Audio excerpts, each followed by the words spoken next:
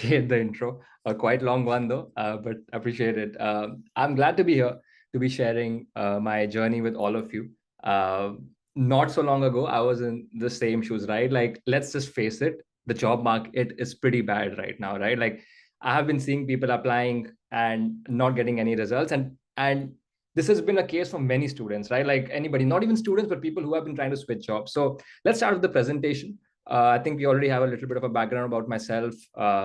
Graduated from Harvard Business School, and was in similar shoes, right? So let's move on to the first slide, and I'll be sharing uh, more tips. Like just to set the expectations, I'd like to like my point is not to like preach anything here. I'm just going to give you very actionable tips that you can use from like just after this webinar and get into like the job hunting process and just do it better, right?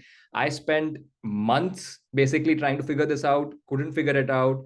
And what I had was like 6 months of wasted effort. I don't want you guys to have that. So let's start with the first slide. And I'll share a little bit about, I know a lot of people, like a lot of you have come in through the LinkedIn post. So I want to talk a little bit about that. Maybe if we can have the first slide.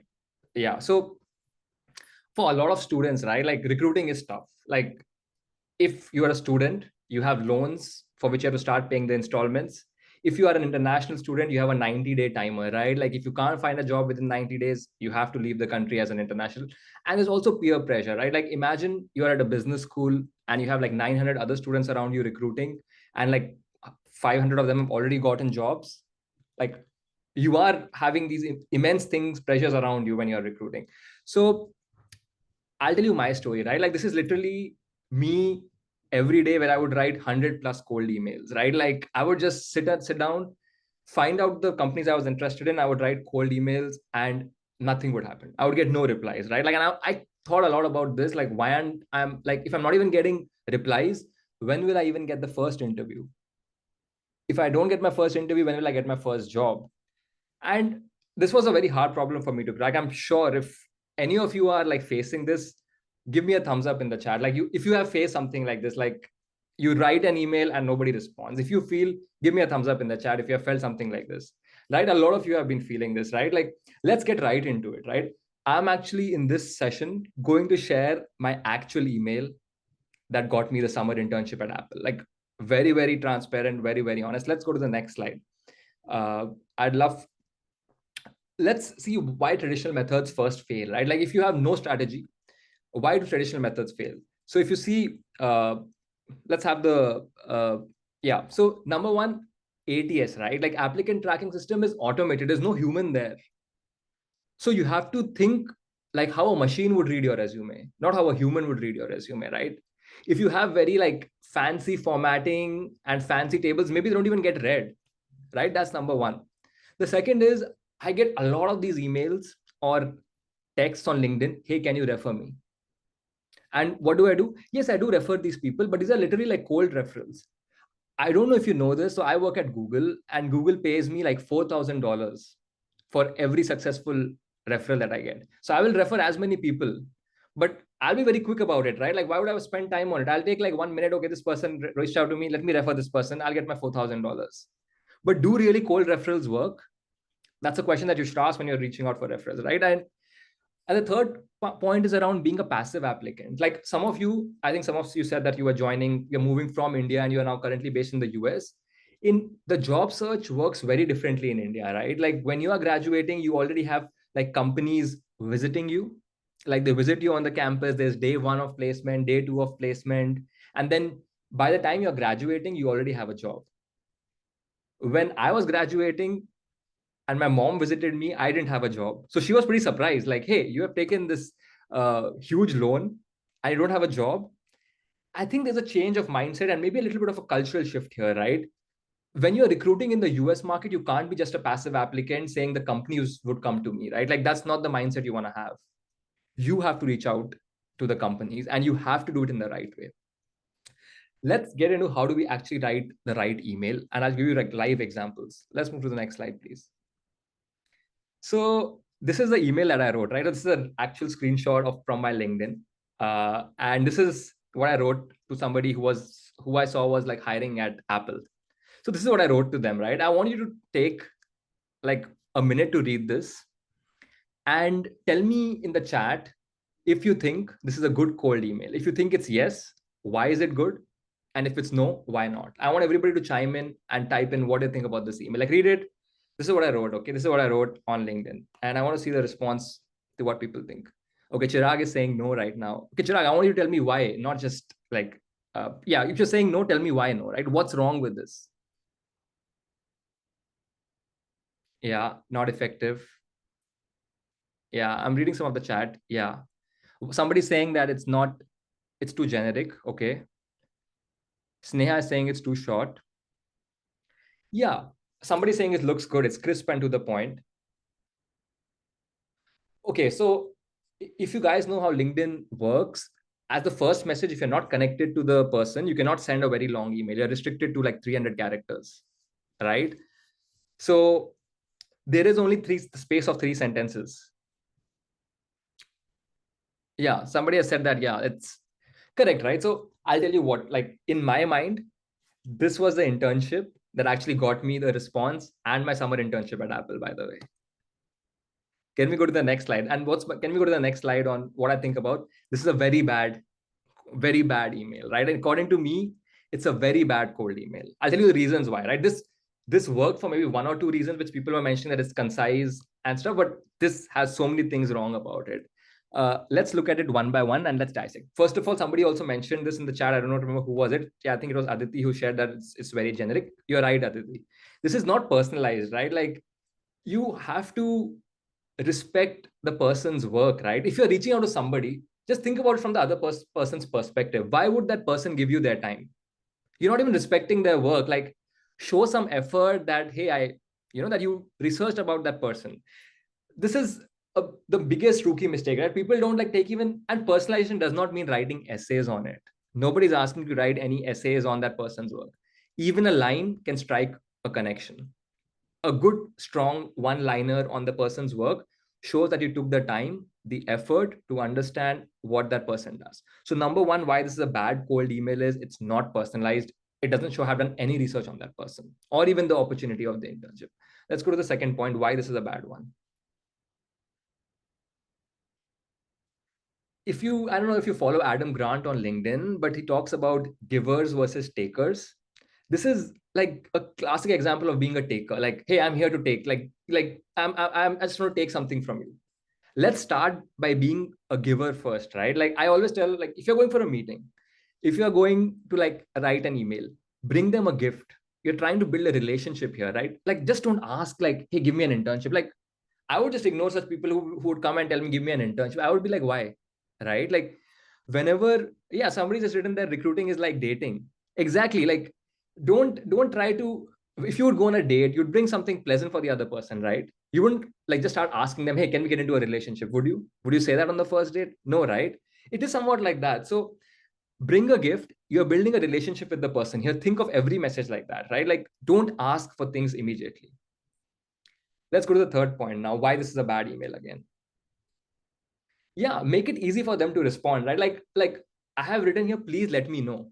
So what do you want to know? Like, what do you want to know from that person, right? Like, it just tells me that you want that person to take their time, write one whole sentence out, like, hey, yeah, I read your make it easier for them to respond. What would be a better way? Okay, write in the chat, what would be a better, how would I change the last line to make it easier for them to respond? Give me ideas in the chat. How would you make it easier for them to respond? Instead of the line, please let me know, how would you change it? Yes, Bhageshri, you are right. Make it a yes or no, right? Like, just make it like, I would change it to, would you be available next Thursday at 12 p.m. Eastern time? That's it. Like, they'll say yes, that's exactly what you wanted. They'll say, oh no, I'm busy at that time. That's great too. You can propose alternatives, but you have started a relationship already. Yeah, Nehal, would you be available for a coffee chat is good, but it's not great because I think that you can make it even more personalized. Like, would you be available this week, this day, on this time? Like, just get a no from them is also a very good answer because then they can give you alternatives, right? But I would say it's a good start to ask, would you be available for a coffee chat instead of saying, please let me know. Let's look at the fourth point. We have limited time and have so much to give you guys. So let's move it. Let's keep it moving. Let's keep it moving. Keep it concise, right? Like, I think in LinkedIn, like, if first of all, like when you're using LinkedIn, try to keep the first connection limits to 300 characters. So the reason some of the people said that this mail was good was it was concise, and I agree, right? It is very, like, I would read 3 sentences, right? 3 sentences are easy to read, 2 to 3 work great. So always keep such initial messages crisp. Don't write essays, nobody has the time to read them, right? Like, just people have shorter and shorter attention spans. You don't want to waste too much of their time. You want to get an answer, keep it concise to 2 to 3. Let's move to the last one. And I think, just like everything in life, timing matters a lot.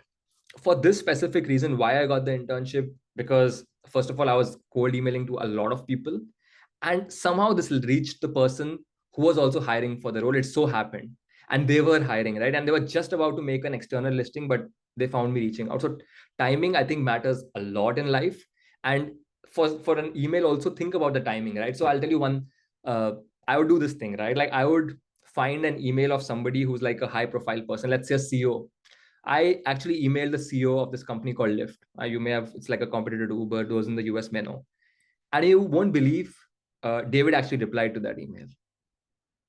The way you think about is, think about when was that person, think about their schedule, right? When would that person be able to answer?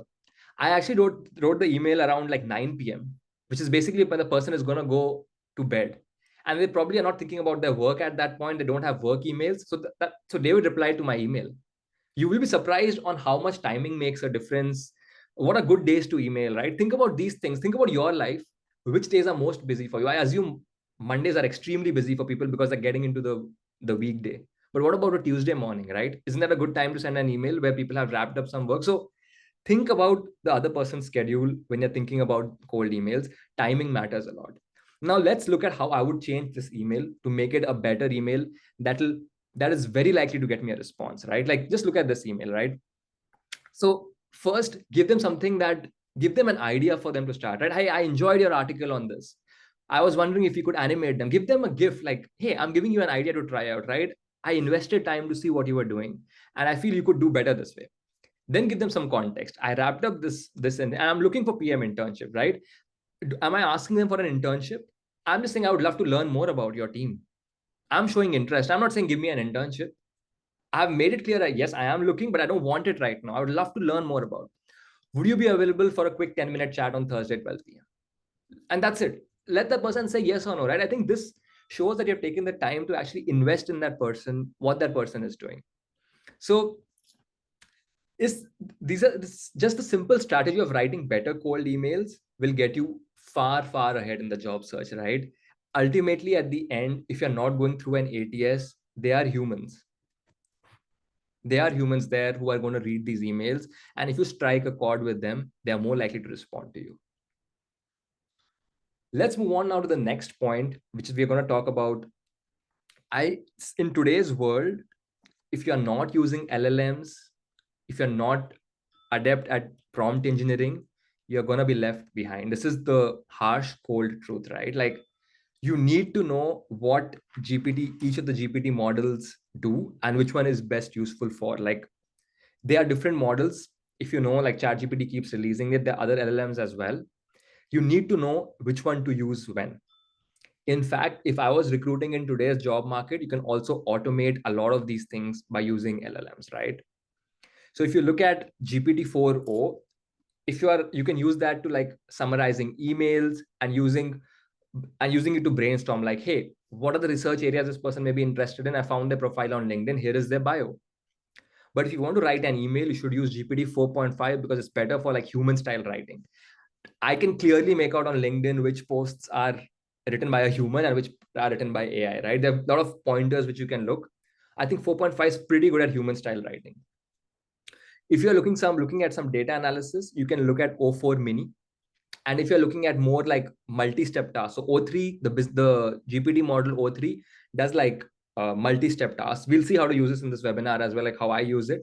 But everybody here who is job hunting should be using some sort of an LLM, right? I'll be biased. I work at Google, so I'll say use Gemini, but I think ChatGPT works great as well, right? Like, so please use and integrate LLMs into your daily cold emailing strategy, right? Chat with them, ask them questions. You'll really get, like, amazing output from them to which you can share. So this is the entire thing on cold emails. We'll have a Q&A towards the end where you can ask any questions that you may ask. I'll take those up. I know, Aman, you're asking about Grok. I'll take it up. I can answer and share more about it, right? Let's go to the next point on how do we beat the ATS, right? Like, let's see, like, how many of you have, give me a yes, right? In the chat, if you have gotten like instant rejections within a day, like you wrote an email and next day you were like, oh, I'm sorry, we are not moving ahead with your application. Give me a yes in the chat. So we have, see how many yeses we have, right? The reason why that happens is a human hasn't even seen your resume. They haven't even looked at it right now, and they've already made a decision, right? I want to see an answer to this question, which I have on the screen right now from all of you. What percentage of Fortune 500 companies use applicant tracking system, like this automated, which automatically looks at your resume and gives you an answer? What percentage do you think this is of Fortune 500 companies?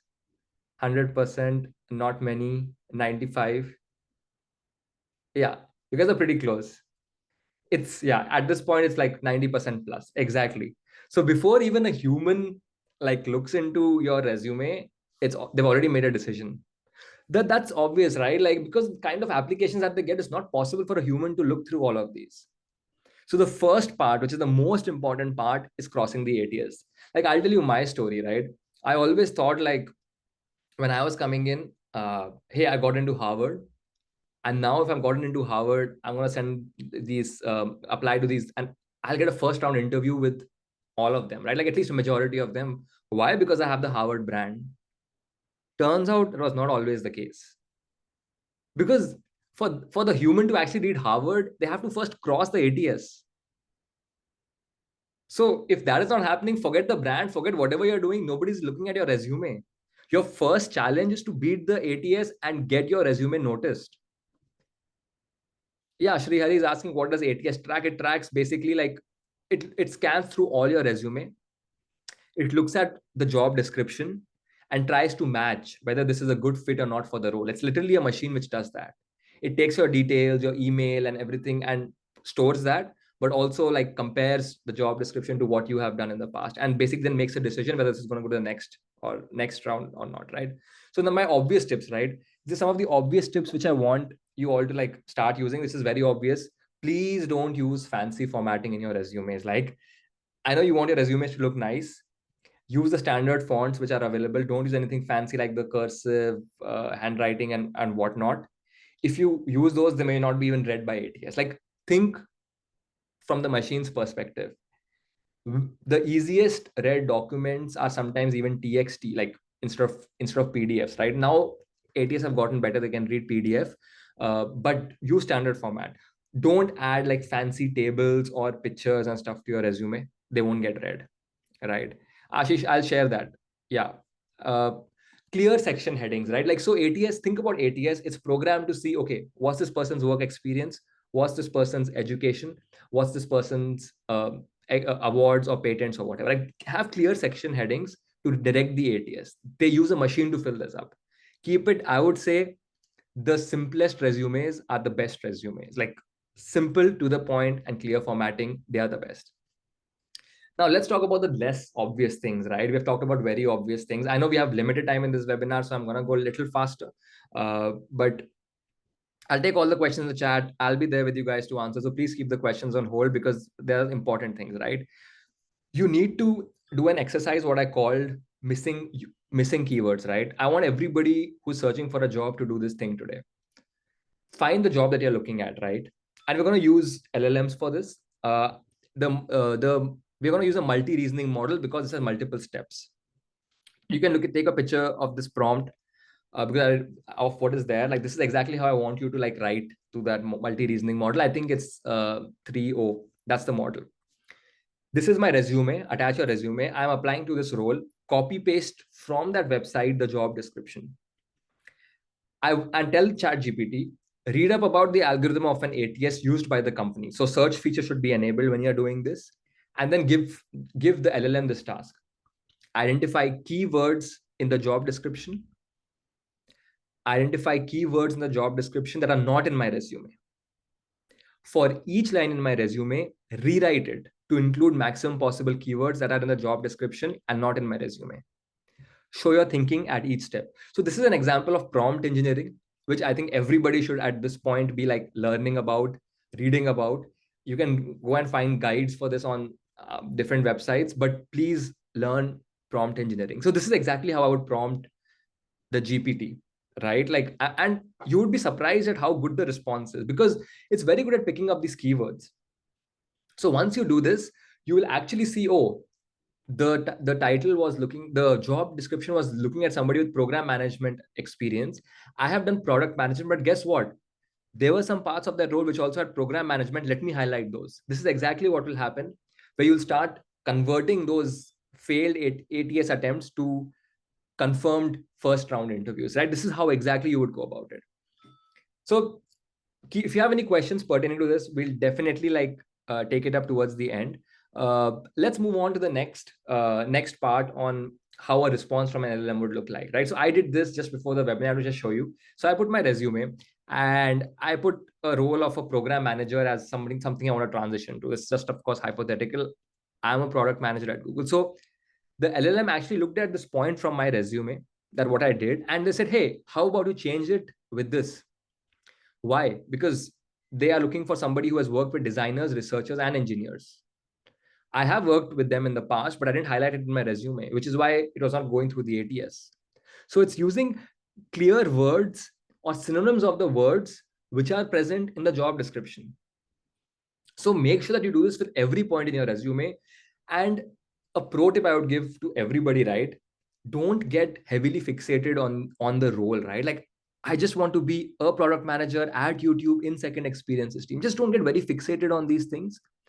The reason I say that is internal transfers within these companies are pretty easy. Like if you are at Google and if you want to like move from a product manager role to a program manager, there are a lot of opportunities for you to like shift either way, from program to product, from product to we see a lot of engineers getting into product management internally. Your job is to get a foot in the door, and LLMs are your way to do that, right? I'll tell you what I did when I was recruiting. I was not very, I wanted product. I wanted to work in product, but I was also open to adjacent roles to product, right? Like product strategy, for example. So you could have, which is the next slide, or the next thing I want to show you, is there is you can have a resume for each specific role. So resume product, resume program, resume go to market, and tailor that using LLMs, right? So whenever a go to market strategy like role comes up, you can use that resume instead of the role that you have for product. So have like 6 7 variations of your resume is what I would call it, and keep it there so that people can actually like, you can quickly apply to those opportunities by quickly fine tuning them, right? Like have 6 variations of your resume for adjacent job roles. That will help you get a foot in the door, and then you can optimize it further. So don't have just one resume, have variations of your resume is what I would tell.